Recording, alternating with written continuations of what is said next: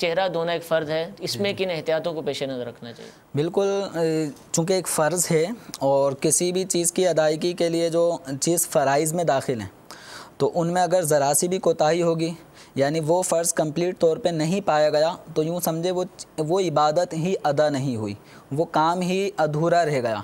तो वज़ू के फ़राइज़ में जो सबसे पहला फ़र्ज़ चेहरा धोना है, तो चेहरा धोने के अंदर बहुत सारी एहतियातें सामने हमें रखनी पड़ेंगी।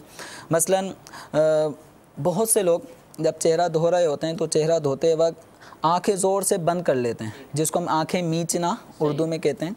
तो वो आंखें ज़ोर से बंद कर लेते हैं। अब आंखें ज़ोर से बंद करने की वजह से ये होता है कि जो आंखों के साइडों पे उमूमी तौर पे नॉर्मल, जब एक इंसान जब हंस भी ना रहा हो, रो भी ना रहा हो, एक नॉर्मल हालत में हो, तो उसके जो हिस्से नज़र आ रहे होते हैं खाल के, तो उन सब चीज़ों का धुलना ज़रूरी है। अब ज़ोर से आँख बंद कर लेने की सूरत में मुमकिन है कि पपोटे के ऊपर लकीर सी आ जाए और उसके अंदर खाल आपस में मिल जाए, जिसकी वजह से पानी ज़ोर से आंखें मीचने की बिना पे पानी उस पर ऊपर से भेजाएगा।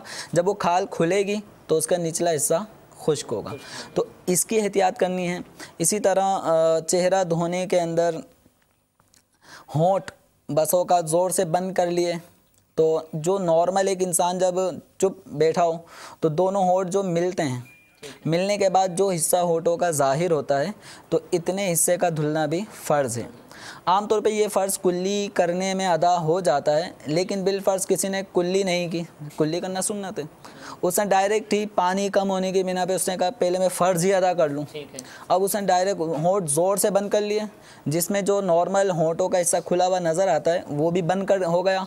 अब वो चेहरा धो रहा है, लेकिन जब उसने अपने नॉर्मल हुआ और होठों को खोला, तो जो हिस्सा बंद था और नॉर्मल दिखने में ज़ाहिर होता है, उस हिस्से में पानी नहीं लगा। चेहरा धोते वक्त दाढ़ी के अंदर इसका ख्याल रखना है कि जैसे बसा औक़ात बहुत से लोगों की दाढ़ी बहुत घनी होती है, घनी होने की बिना पर उनके खाल जो चेहरे की जद में है वो नज़र नहीं आती।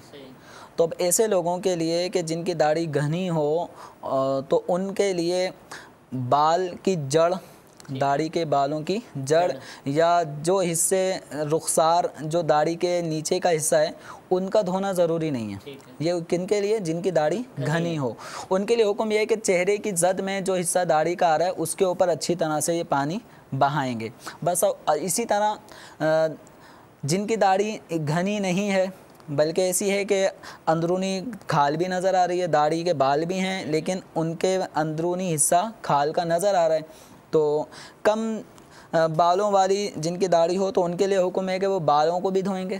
ठीक है। बालों के साथ साथ जो जड़ है वो भी धुलेगी, और जो जड़ खाल है, जिल्द है, उस जिल्द का धुलना भी ज़रूरी होगा। तो ये इन चीज़ों की एहतियात इन्होंने करनी है। अच्छा, जो दाढ़ी के बाल जो अब लंबाई में हैं, ये चूँकि चेहरे की जो लंबाई में हद है वो थोड़ी के नीचे तक है, थोड़ी के नीचे तक। अब ये जो बाल जो हद से आगे निकल गए, इन बालों की नोकों का धोना फ़र्ज़ नहीं है, क्योंकि ये चेहरे की हद से आगे निकल गए। हाँ, जो दाढ़ी के बाल चेहरे की हद में हैं उनका धोना ज़रूरी है। अब चेहरे की हद में का मतलब ये कि ये जो हड्डी आ रही होती है, इस तरफ जो हड्डी आ रही है, इसके ऊपर जो बाल हैं इनका धुलना ज़रूरी है। अगर बाल कम है तो जिल्द का धुलना भी ज़रूरी है, और इसी तरह थोड़ी के नीचे तक का जो हिस्सा है ये चेहरे में दाखिल है। अब इस जद में जो बाल दाढ़ी के आ रहे हैं इनका धुलना भी ज़रूरी है, और अगर घनी है तो बालों का धुलना, और अगर दाढ़ी का ये हिस्सा हल्का है, कम बाल हैं, तो जिल्द के का धुलना भी, जड़ों बालों की जड़ों का धुलना भी ज़रूरी है, उसको धोना पड़ेगा। लेकिन जो बाल लंबाई में लटक रहे हैं उन बालों का धोना ज़रूरी नहीं है। इसकी जिल्द कम है उसके लिए भी सबके लिए हुक्म, चूँकि ये चेहरे की हद से निकल गया। ठीक है। जब चेहरे की हद से निकल गए तो अब इनका धोना वज़ू में, ठीक है, गुस्ल में तो धोना फ़र्ज़ होगा, सही है, लेकिन वज़ू के अंदर चूँकि चेहरे की हद से निकल गया तो इसका अब धोना ज़रूरी नहीं है। अलबत्ता पूरी दाढ़ी का अच्छी तरह से जड़ से, बालों की जड़ से लेके नोक तक खाल का हिस्सा ये धुलना सुन्नत है। सल्लू अलल हबीब सल्लल्लाहु तआला अला मुहम्मद। मुझे अपनी और सारी दुनिया के लोगों की इस्लाह की कोशिश करनी है इंशाअल्लाह।